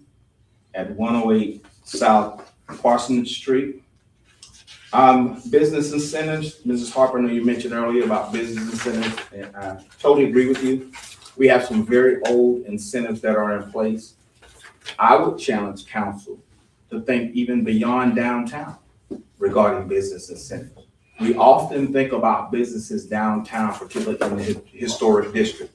I would challenge you to think about supporting businesses that are close to downtown, that are outside of the historic district. I would challenge you to work with the county and put together incentive plans, particularly with us owning utilities, to help attract industries here. Especially when we can do certain things with rates, we can do certain things with fees, we can do certain things with tap fees. I think we all need a workshop, a work session, so that we can think more broader here as far as the incentives that we can bring that's going to help with economic development. Mrs. Harper, Mrs. Weaver, regarding animal control, just know administration agrees with your recommendation that you're going to make. Just know that we met about this almost a year ago with the chief and a few others and talked about putting this position over in the police department. It has bounced back and forth. So we actually agree with you. And we're prepared to support whatever you want to do. I know Brittany didn't talk much about it, but there is something that we are engaging in. I think it's going to start in a few weeks. We sent that information out to all of you, where we're going to be working with the Department of Commerce. That's going to come in and help us with some broad strategic planning, which will allow us to lead into redoing our strategic plan for our comprehensive plan for our city. We're super excited about that. Stay tuned, citizens. We're going to need your help as we engage everyone. And I think that's it. And if I may take a moment of personal privilege just to address something here, I just want to say, for personally speaking, for those who support me, I certainly appreciate that. For those who don't support me, I will continue to work for you. Just know that. I noticed some news have circulated regarding me potentially leaving the city of Bennettsville. I was named a finalist at another town. And what a lot of people don't know is a few weeks ago, I've sent a recension letter to that town saying that I love Bennettsville and this is where I want to stay. I just didn't share that. I let the social media rats kind of do their thing. But just know that as your administrator, while I'm here, now I'm going to do everything I can to do the best job that I can. Is my administration perfect? We are not. Are we going to make mistakes? Yes, we are. Are we ready to fight for what's right? You best believe it. So those that want to criticize and constantly demean this city when it doesn't call for that, bring it on. We are ready. Trust me when I say that, because we have so many good people here and so many good things to do, so many potential projects, so much progress that we can make as a community. Until while I'm here, I am not going to drop the ball and do anything less. So just know that. Sorry, Mayor Pro Tem, to take a moment there to share that so we can put some of the rumors to rest. And I thank you for that. And that's all I have regarding communication between City Council and City Administrator. Very good. All right, non-agenda items from council. Start with Councilman Scott this time. Thank you, Mayor Pro Tem. I'm excited about all the things that I heard in this meeting about the projects that we are attempting to do in the city. And I also like to thank our employees for being here, especially Elaine German with the police department. You don't get this kind of dedication from workers. 16 years, that's the thing of the past now, just about. Long time. Now 5 maybe about the most you can get. But 16 years is a good time to be in any place. And all other employees that had anniversary. And one of the things that excited me was to talk about the meters for every citizen in the city. The thing with that is too, once we get these meters in, that's open up a lot of other opportunities. And the administrator probably will tell you about that as we go along. But that is something great. And the other thing that I would like to ask the administrator about is the cleanup of the Crooked Creek and the Shady Rest area. I know there was some other information that we had to get before we start. And another thing that I would like to kind of dressed in a way that there's nothing wrong with addressing things. But to me, we kind of get on a slippery slope instead of letting the administrator do what he's supposed to do. I know there's some things that we would like to know, and there's some things that we need to know. And we need to separate those, because sometimes, the things that we need to know is real important, and there's nothing wrong. But the things that we just like to know, there's no harm in asking the question. But sometimes we get real serious on things that we just would like to know. Now, the thing with our events, one time it was said in the city of Bennettsville, well, there's nothing to do. But that's not so anymore. I went to the gospel on the Gulf, and it was a great event. It was a great event. And we need to support all these events that basically you're paying for. And it don't make sense. All this stuff is going on, don't cost anything. But we stay home. We need to participate with the things that the city does. But I would like to know about the cleanup. That's great. Yes, super excited about that project. We have Aspen on go on that. We've already submitted some plans. They're gonna get some additional people here. The only thing we are waiting on is permitting from the Army Corps of Engineering. And it's not a real permit. It's a permit to say we don't need a permit. We're just being very careful there. We've had that request in for almost a month now, so we anticipate getting the answer soon.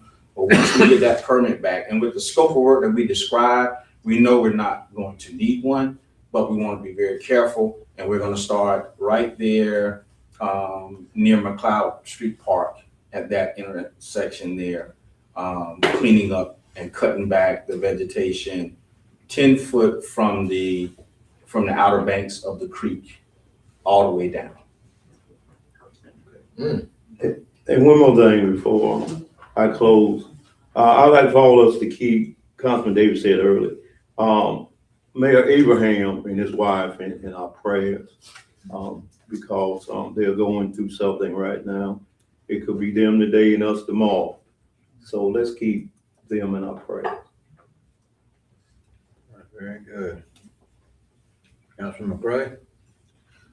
All right, well, I'm happy to see y'all again. I just want to go over a few things in reference to what Councilman Scott said about Gospel on the Gulf. I was there the other day and, enjoyed it. And they had vendors, even had a bouncy house for the kids that kept on sliding back because they were jumping in it so much. I went to the Easter egg hunt the other day, and so thank you to the TPR because y'all do great things. I also want to thank Mr. Simon was talking about that thing from the y'all know what I mean. I want to thank y'all for keeping us engaged. Sending us invitations to things like that. And Miss Miller had what was that she had the other month?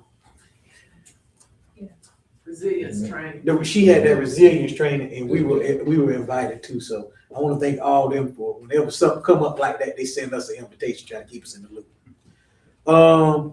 Aspen, I am so grateful for Aspen because they come in. I know they came in District 5, and they have done a good thing.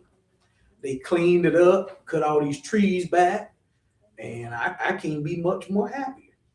So it's about that time again, Mr. Simon. You got to come and walk through District 5 with your suit on, so we can identify some more areas. Right. But I'm just happy that we have them. The Bennettsville 101. I'm glad that we're doing that because we do need to find a way to engage our citizens so they can understand what goes on with government. Because and that'll kind of help us be on the same page, and they have some questions, we need to be able to answer them. But I feel like if everybody knew kind of how government operated, then I think everybody would be happy campers at the end of the day. Because the main thing to knowing that is knowing that things take time. It can't just happen overnight. Now, some things can, but big things, it takes time. So I really do hope that you all participate in that program. On the July 18th, in District 5, we are having a kickball tournament at Smith Park. It's gonna start at 11. So we already got some people signed up. We only got a few more slots. So make sure you sign up. It's free of charge. We got our police department gonna be participating. We got our fire department gonna be participating. I don't know if I should put them two against each other. Yeah, I'm still thinking on it. I don't know. We doing a city council kickball team? We can do a city council kickball team if we want to. But just make sure y'all come out, it's free of charge. But I just want to do so everybody can have a good time because we all been struggling with utility bills and going through all these things. So let us kind of come to an event and have some fun. Also, I want to take a moment of personal privilege too, because Mr. Simon touched on it a little bit, but that $5 fee. So I just want to be transparent. As y'all know, we in the budget season and we have to make some cuts, because we're supposed to present an equal and balanced budget. So by adding this small fee, that would be to take the place of brown goods, proposed to take the place, the brown goods so basically that's the leaves and limbs that you put on the side of the road. And when you throw your furniture and your couches and all that good stuff on the side of the road, a city truck comes and pick it up. And when that truck comes and pick it up, they have to take it out of town to go dump it. And that costs because they weigh it. So I do think that fee is needed, but we will go further in the budget process. And I think I identified, I hope I'm not out of order when I say this real quick. I'm gonna hurry up because I know I done talked over my time today. But I think that we will be all right because I was looking through the budget and I found a discrepancy, a typo. So I think that I found a way to save around $200,000, but I could be wrong, and I probably should have said that. But under the fleet lease, it went from $224,909, and then now it's presented as $481,000. So if we can go in and get that looked at, I think that we should be in good hands. And hopefully, we won't have to raise no rates. But I just wanted to put that out there because I know somebody gonna come and say it was Councilman McCray that wanted to do that $5. It was me, but I want you to know the reasoning behind it. I am not for cutting 2 positions at the police department. And so I want to explore any way possible to keep those positions because we need them.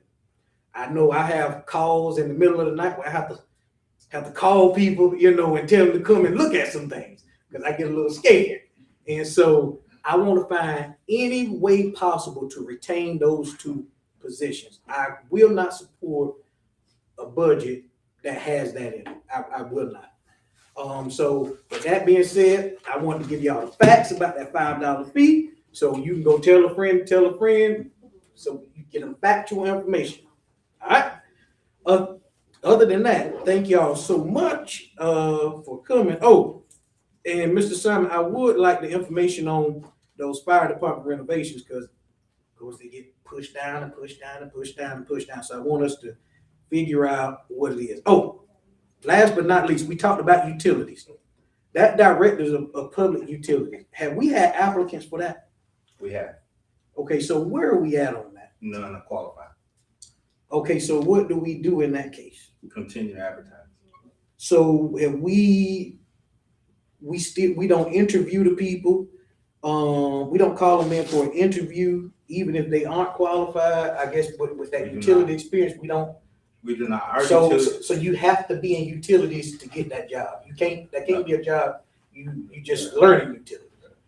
Right, but we're flexible. We're willing to be flexible, but we need someone that at least be at least be familiar with one of the utilities, or have experience being a project manager, or have somewhat of a technical or engineering degree, or the list goes on. The applications that we're getting, people just don't have any of that. We're getting salespeople and different other people with different experiences. That is just not someone that we can put over there and run almost a $20 million enterprise fund with those utilities, especially with us in the middle of making so many infrastructure improvements and us having to look at expanding. So no, if you're not qualified after that initial screening, no, we're not just gonna interview just to interview you. Okay, and I just think that we go have that position open for more years to come if we don't find a way to kind of do something. I'm not saying we got to throw out all the requirements, but we do need to find some kind of way to get someone over that department. No matter if we got to bump it down to like a manager or something like that and send them to get the proper training. But I think if we keep on looking for, I mean, the reality is, and I know it sounds bad, but everybody's not going to be qualified for any job. Some jobs you need to go get training. And so I think we need to kind of look into doing something for that. But even if those people aren't qualified, let's be sure that we reach out to them and tell them that they aren't qualified and we're moving forward. Because I have received some complaints about the length of this hiring process for multiple people. So, and not just for that job, but I'm talking about for jobs in general. We need to, people are struggling and the job market is terrible. If we'll give them the job, let them know. If we're not, then don't. Simple as that. But we got to communicate that to them because we can't be playing people's livelihoods. Yeah, and what will help too, Councilmember Craig, is if we just encourage those who apply to us really to kind of call us and deal with us directly. What's happening is they're dealing with elected officials, they're dealing with other community members, they're calling everybody but the department they should call when discussing that business. And if they did that, it wouldn't be as bad and all of you wouldn't be in the middle of it, and then you wouldn't feel like you have to now respond to them. If you apply for a position with the city, you should be working directly with the HR department. Right, but the HR department should at some point reach out to them and kind of let them know the status or something. That's what any job anyone applies for. They reach out to them, they send them an email and communicate with them. All I'm saying is we need to communicate with these people because we playing with them. Well, in my opinion. So I disagree. That's just my opinion. Right. It's personal opinion. I disagree because we're on the inside, we're looking at the daily operations. So it's not our opinion, it's the facts for us. Can we make some improvements in some areas? Yeah. Are we playing with people? We're not playing with people. Some people just aren't qualified and they aren't just let them know. They aren't working with the department. So a lot of you have come to us on multiple occasions, which is a tad bit uncomfortable, saying, people have applied for jobs. But just know we're doing the best we can. I know I have asked about this hiring process. We need to get this hiring process kind of lined out or find a way to streamline it because we are taking too long. We're procrastinating. Taking long. Losing talent. I'm done. Sorry. That was just to kind of piggyback on what Saheem was saying. With these positions that are very technical, like the Director of Public Utilities and very specific in the requirements, or, the ones we discussed earlier that require certifications, could we look at expanding our recruiting process on those in particular? They seem to be the ones we struggle with the most, those that require those specific technical degrees. Are we open to having a conversation about just recruiting, especially related to those type of technical positions? Yeah, and I wish all of you would just kind of come talk. We've done all of that. We've talked about that for a year. We've expanded where and how we advertise. We use all the professional association platforms. We have increased the salary to the position. We've done a number of things. Also, be advised too that I presented 2 candidates at some point, not to rehash that, presented 2 candidates, all of you, and there were certain criteria that we didn't want at that time, and we lost those candidates. And so now we're going to continue, now that we've had some recent conversations and we are now open to other criteria for these candidates, we can do it. But let's just know there's probably nothing new that all of you are gonna present to us that we haven't tried. Our HR team has not tried. It's just hard getting people to come to the area sometimes for specific jobs. And last year we spent a lot of time on the residency requirement and we ran some people away because of that. So we're doing all we can now, and we will continue to do so. We're not gonna run the risk by putting an unqualified person in that position. Understand that will be worse. That's right. Right. So that just can't happen. And then I don't think your staff would like that. Your staff would probably get very discouraged to have to work for a person that they too feel like is not at least doesn't at least meet the minimum qualifications. Yeah, I certainly would rather have the positions open than hire someone that is not qualified. It's not fair to the city or the person being put in the position. But I do think there are always, at least should continue to seek solutions to problems. And I take your point that you're working very hard at recruiting, but sometimes doesn't hurt to go back to the drawing board and look at other options. We certainly need to get the positions filled. And the only other non-agenda item I had was just, we did, mention it, but I want to thank you and the staff for working so hard to find a way to fund these infrastructure projects. They're very desperately needed, and I know that's very time consuming to put those together. A lot of numbers must be crunched, and so I want to thank you. I'm very excited about those projects. I know you and the staff, and probably a significant amount of staff went into working on that and putting it together. So thank you for finding a way to pay for those. That's very exciting. And that's all I have. Okay, I'm gonna be brief. First of all, I want to thank you, Mr. Simon, for the job that you are doing, and along with your staff and all the department here. We really, really see all the work all of you are doing. We do not take it for granted. There's been some that I haven't been coming out to a lot of the events, for you don't know that I had some health issues. And there's a good Lord up above. You continue to bless me. So you will start seeing me back now, attending some of the events. I'm just tickled about the projects, a new project that we just voted on, and we're getting ready to get started. And that's pretty much all I have. Okay, I really don't have anything at this time, but I would like a confirmation for the next budget meeting. When it is. Thursday, Yeah. I think all of you agreed on having another workshop. Thursday at 6 o'clock, correct? Thursday at 6. Yeah, that's what Here. all of you agreed on. Here? Yeah, go ahead. Okay, good. 6:30. All right, a couple of things, certainly miss Mayor Abraham, and I hope things go best as possible for him, he and his wife. I do appreciate the patience tonight, and forward, we got a lot of positive things happening tonight, probably more than I've seen in the council meeting. It's a very good agenda, it's a long agenda, obviously, past time normally. But one thing I'd like to put a special check mark on, and I'm done after this, is the cash reserve policy. That will do absolutely the greatest improvements if we could discipline ourselves to not charge more, not do more, but save where we can. Right.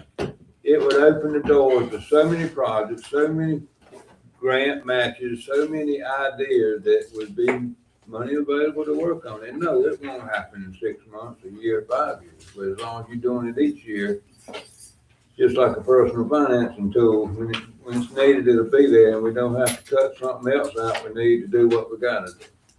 But anyway, I appreciate the patience. And we will see y'all Thursday night. Anything else? We're adjourned.